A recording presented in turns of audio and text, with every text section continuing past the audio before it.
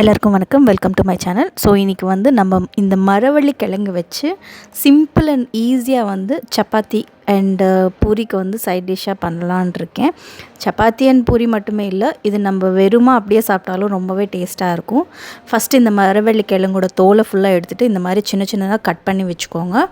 இதில் ஒரு 4 to 5 class வந்து தண்ணி ஊற்றிக்கோங்க. அந்த மரவள்ளி கிழங்கு ஃபுல்லாக பீசஸ் ஃபுல்லாக முழுங்குற வரையும் தண்ணி ஊற்றிக்கோங்க. அப்புறம் டேஸ்ட்டுக்கு தகுந்த அளவு உப்பு போட்டுக்கோங்க. கொஞ்சமாக மஞ்சள் பொடி, 1 ஸ்பூன் வந்து மஞ்சள் பொடி போட்டுக்கோங்க. 1 ஸ்பூன் வந்து மிளகு பொடி போட்டுக்கோங்க. மிளகு பொடி வந்து ரொம்ப அதிகமாக தேவையில்லை, காரம் கொஞ்சம் கம்மியாக இருந்தால் நல்லாயிருக்கும். அதுக்கப்புறமா ஒரு பிடி அளவு கருவேப்பிலை போட்டுக்கிட்டு நல்லா பாயில் ஆனதுக்கப்புறம், நல்லா சாஃப்டாக பாயில் ஆனதுக்கப்புறம் லாஸ்ட்டாக ஒரு 2 to 3 ஸ்பூன் வந்து கோகோனட் ஆயில், தேங்காய் எண்ணெய் ஊற்றிட்டு இறக்கிட்டிங்கன்னா அவ்வளோதான். ரொம்பவே டேஸ்டியான சைட் டிஷ் வந்து சப்பாத்திக்கு ரெடி ஆகிடும். தேங்க்யூ ஃபார் வாட்சிங்.